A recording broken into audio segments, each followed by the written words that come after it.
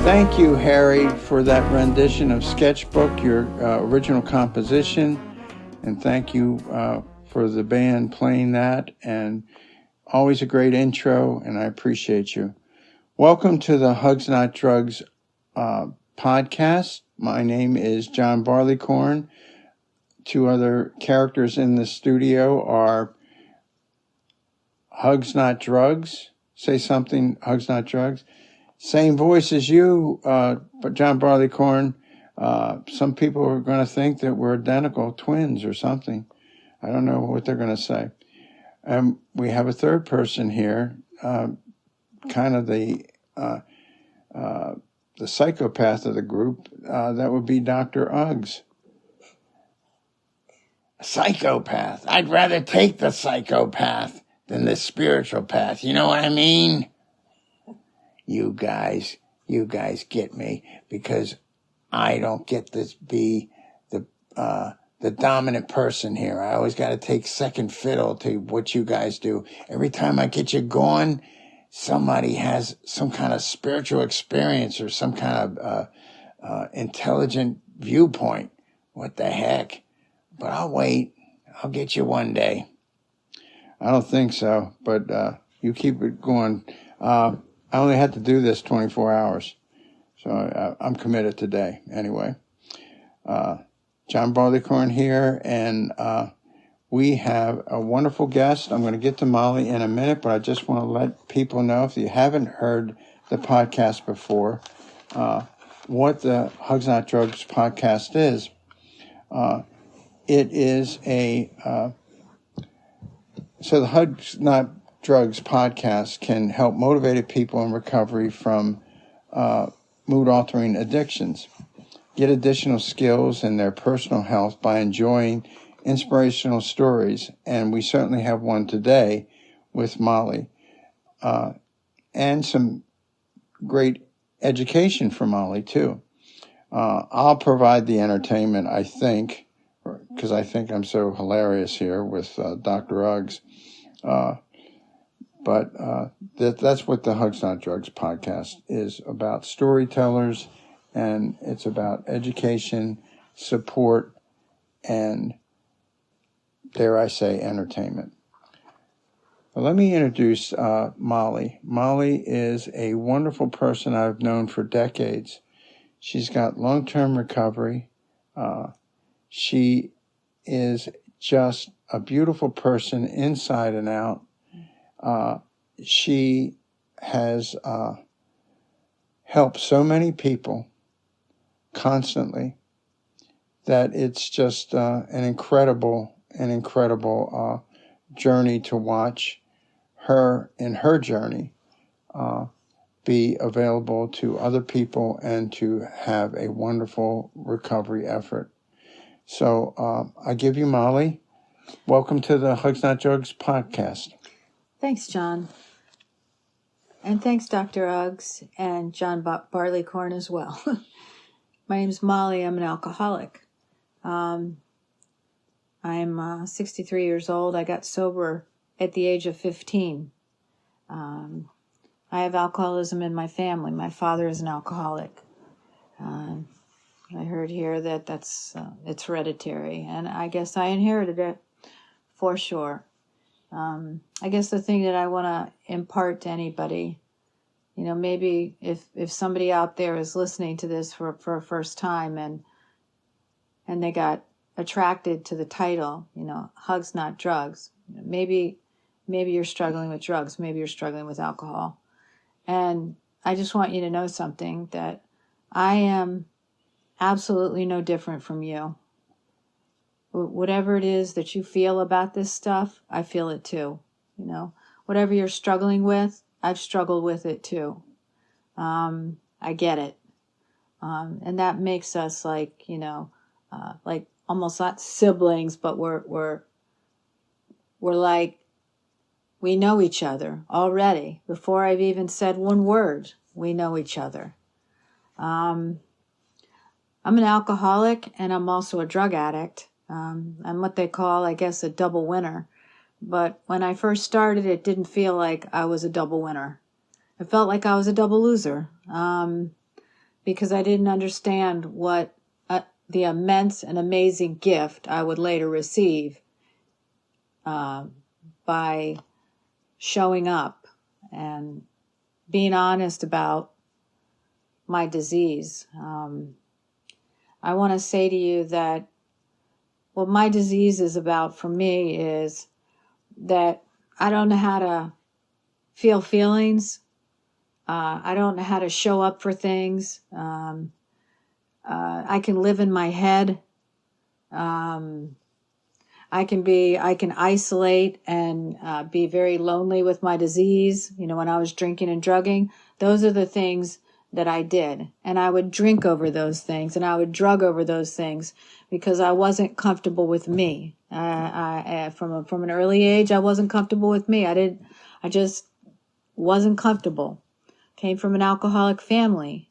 And what I've learned in Alcoholics Anonymous and in other groups is that it's okay not to be okay. And that was my starting point. I have a friend and he asked me to speak at a meeting one day, and guess what? I was only a couple months sober and he had me speak in front of the largest meeting that I've ever been at. It was a gratitude dinner and my life was falling apart at the moment. And I got up there and I took a first step. I got up there and the first thing I did was I cried. I cried.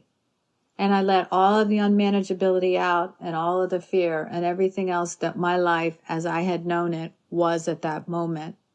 And then I wiped my tears off because Alcoholics Anonymous gave me courage. From that very moment on, it gave me courage. It gave me some sort of strength.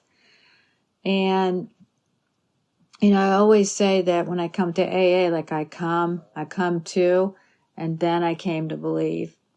And I also say something else, that let go and let God, let go and let. And I just not know how to let life happen in my life. I did not know how to do that. That meant anything that happens. You know, what Alcoholics Anonymous has done is it's given me strength and courage. It's taught me how to deal with things in life, like how to deal with people on jobs and things, and how to hold down a job and not say some not nice thing to my employer and then walk off the job. It's given me the ability to feel feelings and sometimes to feel pressure on things, but to show up anyways, you know. This program has given me strength that I didn't have it. I didn't have the strength, but it gave it to me. And some of the ways that I got the strength to be able to show up was just by letting go. Not having to know anything, not having to have the answers, but just to show up. And when I did that, magic started happening in my life. Magic has been happening in my life ever since I learned that special, amazing tool. And, you know, from being that drunk, that kid that you know, got kicked out of high school, got kicked out of college and everything else from the drinking and the substance, you know, all that stuff that happened. I don't have to do that anymore. I don't have to put myself out. I don't have to turn myself off anymore. You know, and that's all I knew. All I ever knew was how to turn myself off. Now I've learned that love is very important. Helping people is important. Hugs, not drugs. Hugging people, being kind to people, paying attention to people. My sponsor used to say to me, always pay attention. Look around the rooms. If you see somebody whose head's hanging down, if you see somebody who looks like they're sitting in the back, go up and say hi to them. Remember their name. Give them a hug. Ask them how they're doing. You know, reach out and help people. Get out of yourself. Another thing that I've learned is that I'm the problem most of the time, you know? If something's not okay or going on in my life, if there's a problem between me and somebody else, I always say, who are you thinking about? Well, if I'm thinking about me, I'm going to not have a good relationship with that person because there's two people there. And if all I want is you to understand what I'm thinking and feeling, it's not going to work out. Learning to be sober means learning to actually, for me, care about other people, care about what they have to say, care about listening to them without any judgment, without any interjections, just caring about someone else instead of your way. I had a lot of personality traits that I had to learn to bring into harmony with myself. I used to like things my way, and I had to learn that, it can't always be my way, because in life, it's not always your way. Sometimes life just happens the way it happens, and I have to learn to accept things as they are, not as I want them to be. They're not always going to be the way I want them to be, and that's where my peace comes from. If I'm fighting against something, always wanting something to be a certain way, I'm going to be unhappy and miserable.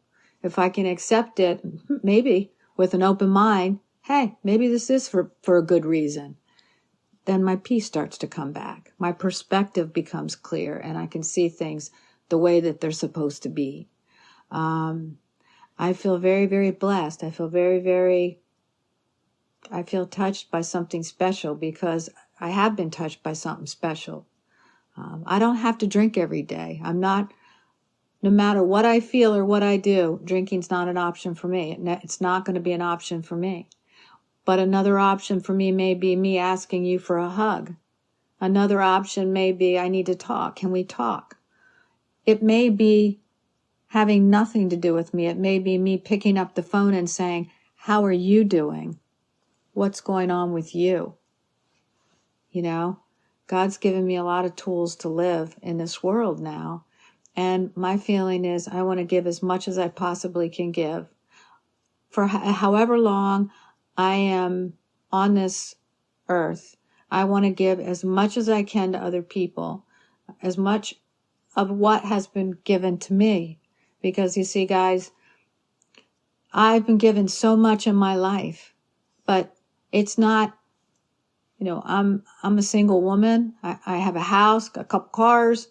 God has been very abundant to me in that way, but none of that means anything to me as much as having true friendships and not being alone in my life, and knowing that I have love in my life, and knowing that I have peace in my life. Like, those are the things that are really important to me. I don't need a lot today. What I have, more comes when you don't need a lot. When you don't care about those things, for some reason, a lot of stuff comes. And what I have to say to you about that is share it. If a lot comes to you, give it away, because you can't keep it. You're not going to take it. You're not going to take it with you wherever you go. Yeah, when you die and the hearse doesn't have a U-Haul to it. That's true. It doesn't. And so, I've learned that, this isn't, like they say, a dress rehearsal. What I got is what I got right now. And I always say, like, what are you going to do with that? You're going to waste your time thinking about you, or are you going to make a difference in this world? Are you going to be kind and loving to others? Are you going to think about them? Do you want to make things beautiful and wonderful for other people and show them that they actually can do this thing? It's actually possible not to drink and drug and live a happy and beautiful life. To me, that's what I want. Hey, Hug's Not Drug here. I just want to tell on Molly right now. She really does walk her talk here. I see her countless times after the meeting's over, just before dawn, where she is with somebody that wants to be heard, or she wants to my philosophy is any problem that I have can be resolved in the steps, and Molly's very knowledgeable about steps, and she does step work with her mentees, and it's just beautiful to watch. This is a number one priority, and she really walks her talk. Thank you, John. Well, I've always said the steps are the walk from step one. He admitted I'm an alcoholic and my life has become unmanageable. That is the epitome of when we're in the most self-centered place we can be in our world, to step 12, where we learn to give it back to other people. So those steps are a process of learning how to let go of all these fears and all these things that cause us to be self-absorbed, to learn how to have gratitude and the ability to be able to be centered on other people. And I always say that the more you give, by the way, the more love you give, man, I get a lot of love. I get a lot of love. I go up and I hug somebody, I get a big kiss on my neck. Like, I get a lot of love in here. And by the way, none of us ever really cared about all that material crap and everything anyways. You know, sometimes we go that route because we want people to think that, oh, look what we've done in our life. But you know, the thing that we really, really want behind all that stuff is to be loved and to be acknowledged and to be heard. And to me, that is the most beautiful, blessed thing that I've ever gotten in these rooms. Thank you. Well, let's take a break right now. Dr. Uggs, you going to read the commercial? Yeah, I'd love to. The Road to Wellness Workbook, written by John Forlenza-Bailey, a real prince of a guy. This workbook is designed to provide education, emotional support, and inspiration to persons suffering from addiction. It offers step-by-step lessons to people striving to turn their lives around regarding abstinence, relapse prevention, family dynamics, and self-assessment to continue to discover day-to-day recovery that happens if you don't use.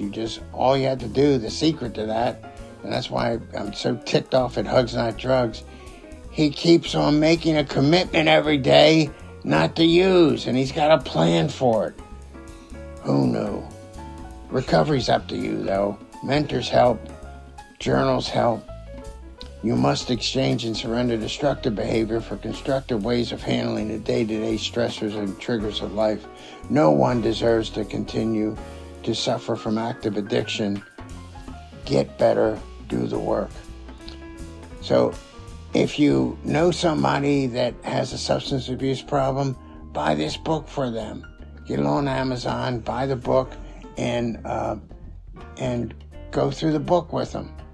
Or if you yourself know that you have a problem, buy the book and get a mentor and walk through this. And I just like to say that the Road to Wellness workbook is amazing. A friend of mine just got done going through this book, and it has transformed his life. And I just wanted to say that. It's an amazing book. Well, that's another book that John Forlenza-Bailey, The Transformation of Dr. Uggs. That's coming out soon.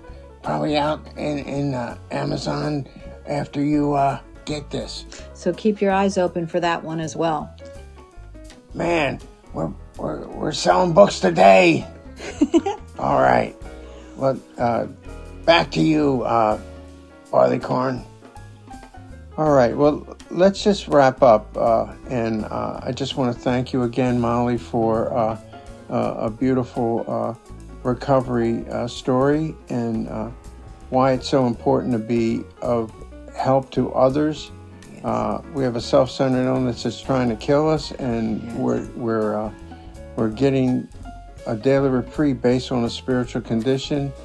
That's what I am so attracted to you for, because you're beautiful outside and you're beautiful spiritually inside, and you know, you light up a room every time you come in. So I thank you for doing this podcast today. And any last final words of wisdom?